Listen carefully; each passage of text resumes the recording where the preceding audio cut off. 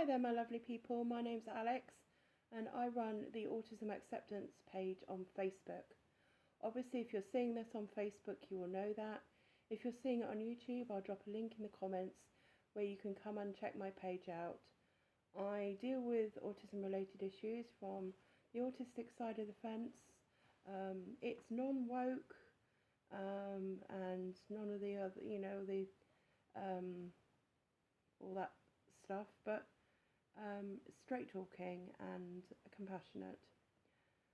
So I would like to read some of Donna Williams' literature, the late great autistic advocate Donna Williams. You will hear a lot about her on my page. She's one of my inspirations for setting up the page. And this is about the link between the world of sensing, the world of interpretation, and the world of significance. So you probably take for granted that when you experience yourself, you can at the same time experience the room you're in and the objects you're holding or the person you're with. Most people live in a world in which they can simultaneously experience self and other. Yet at times, people lose track of where they are, or who they are with, or that they are even in company. At that moment, when you look up, all embarrassed, to realise that you'd started picking your nose, without the awareness, I've got itchy nose saying that, without the awareness that you weren't alone, you slipped out of gear, slipped into the mode of all self and no other. Everyone has had the experience of being so caught up in the awareness of another person, a captivating object or an overwhelming surrounding, that you can't remember what you thought or felt or why you were there. You slipped into the mode of all other, no self. There are moments when you realise you are lost in limbo, unaware of yourself or anything beyond yourself. This is a state of no self and no other. These are places you have probably visited, even though you probably don't remember a time when you lived there. Yet we've all lived there, and some of us don't move on, and some of us move on, but retain a sort of foot in both worlds. There are some people who live in these foreign realms of all self, no other, all other, no self, or no self, no other, or who are constantly jumping between one or the other of these states, but never reaching a simultaneous sense of self and other. Those who can't escape one or the other of these realms are sometimes thought crazy, backward, disturbed, losers, obnoxious bores, or, if a little luckier, creative types.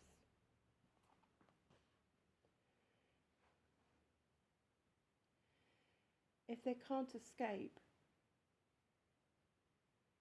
these realms but have got a tourist visa, able to travel from one mode to another, they are considered anything from frightening to enlightening, from special to weird.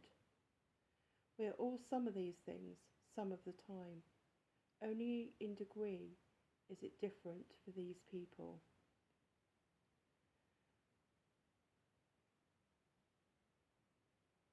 They are there either most of the time or all of the time. Moving in a social world which predominantly is not there. Those who live in these other realms, with or without visitors' visas, to the perceptual world most people share, are generally the people who have retained or mastered the system of sensing. The system of sensing. So when you view someone else, You do not generally view them as purely a collection of sensations, of sensory impressions. Most people bring mind to the experience of others.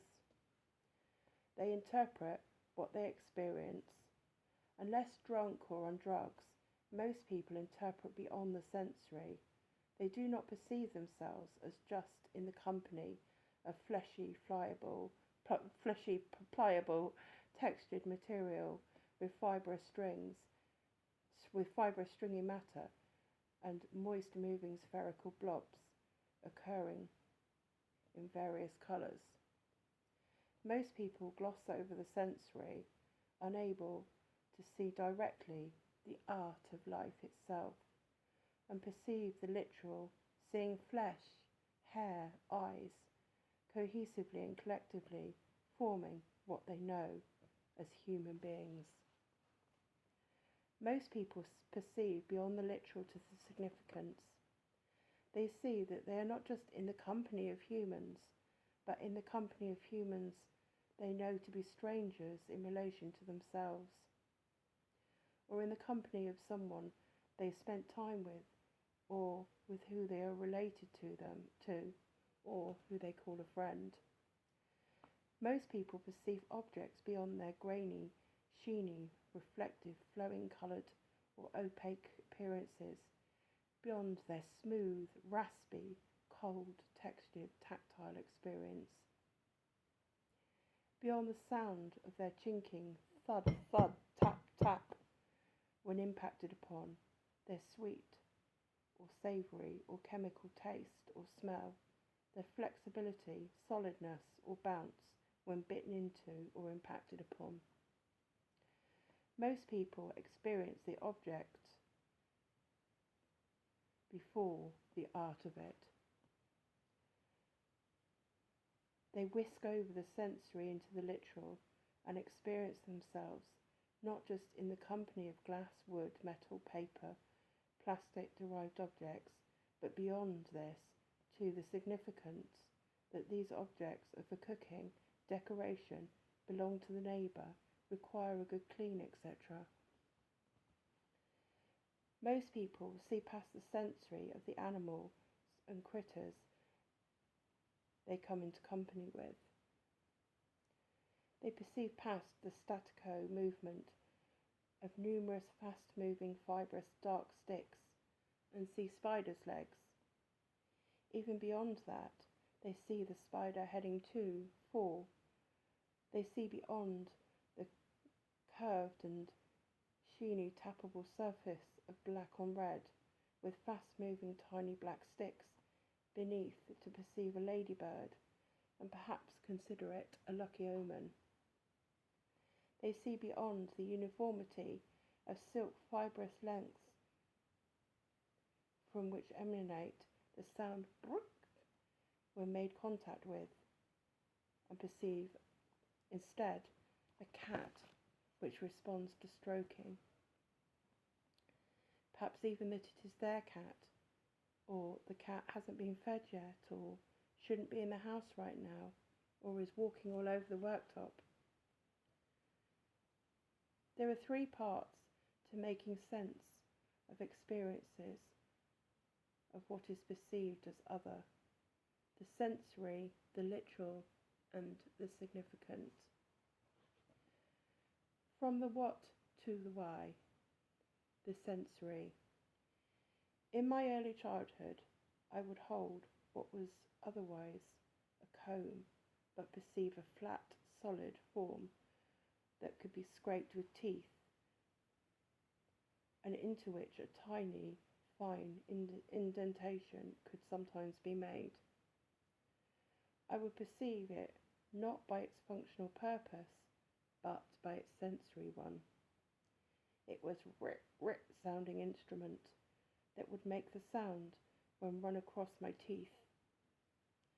I was living at least a good part of the time in the sensory.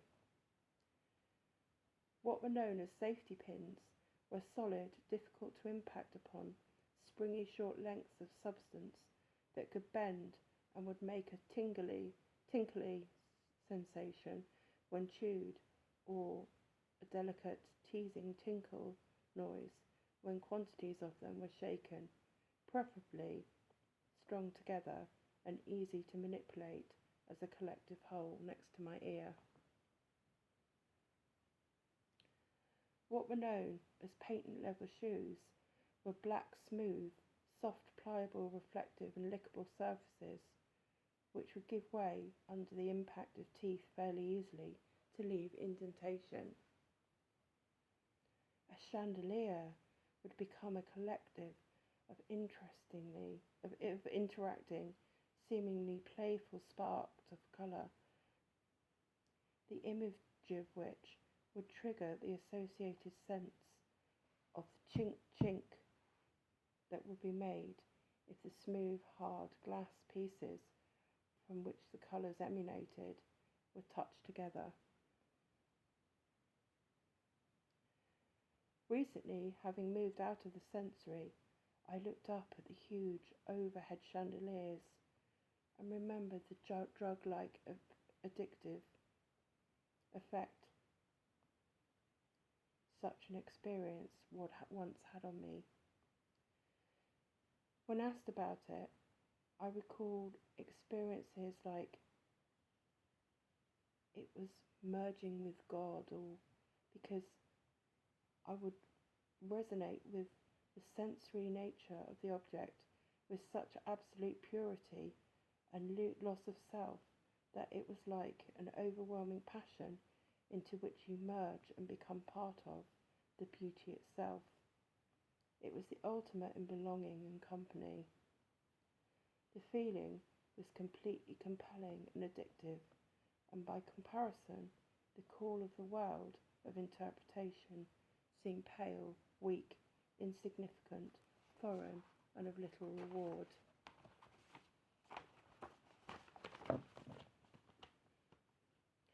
The literal.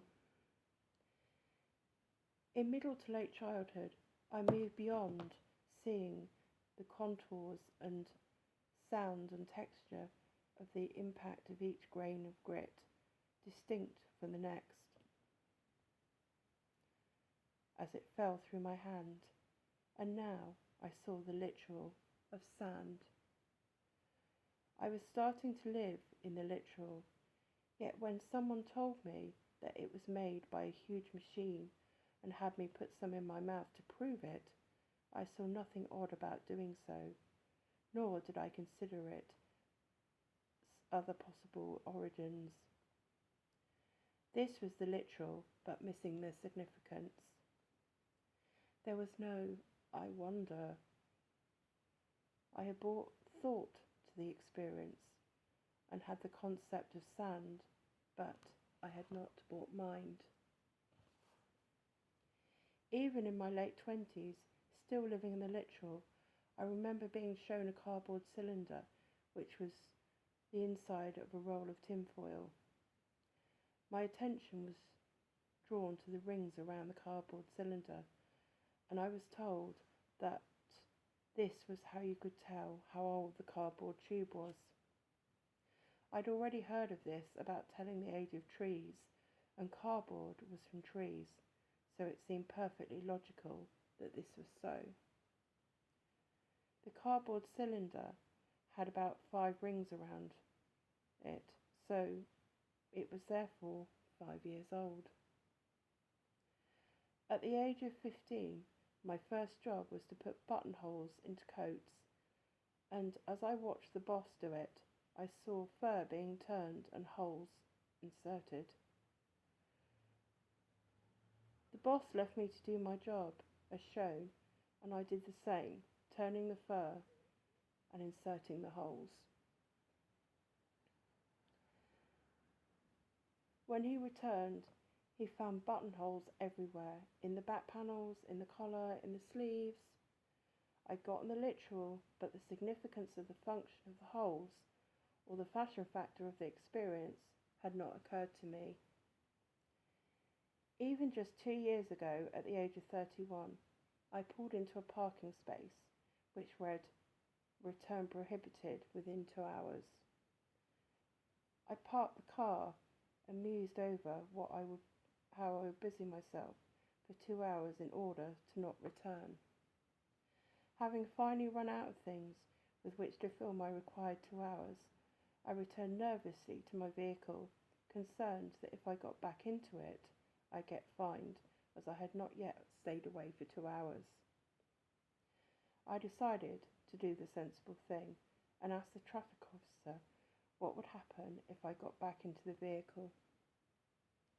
The traffic officer seemed to think I was making a joke when I asked him if he had timed how long I'd been away from the vehicle. I explained the sign and my concerns, that I had returned to my vehicle within 2 hours and was afraid I'd now be in trouble. He pointed out the sign meant that I could park, drive away, and then park there again within the 2 hours of the first time I parked there.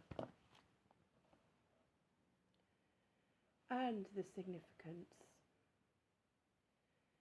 At the age of 32, I finally did manage to move from the literal into the significant, and it was quite a shock. One of the most striking of these instances was a simple one where I put my cup with the other cups on what I knew that theoretically was a tea trolley. As I put the cup down, the trolley shelf moved a bit, and I put my hand underneath it to push it up and hear the woody noise I expected it would make when I did this repeatedly. As I did this, I had the realization that the shelf was able to move because it was removable, and it was removable so it could be cleaned. I jumped back like I'd been greeted by an alien, and I felt nervous and a bit scared to find my mind had thought this way. I turned to the person with me and expressed that I was afraid I would lose the beauty now. For me, the ability to move so quickly from the literal to the significant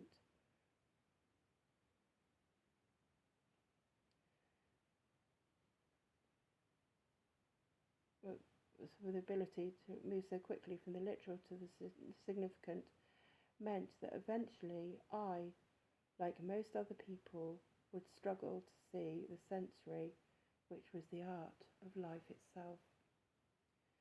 The ability to perceive so naturally the significance in this way also naturally became a huge part of identity. If the way I perceive changed, then I too must adapt in how I identify myself as well as the world around me.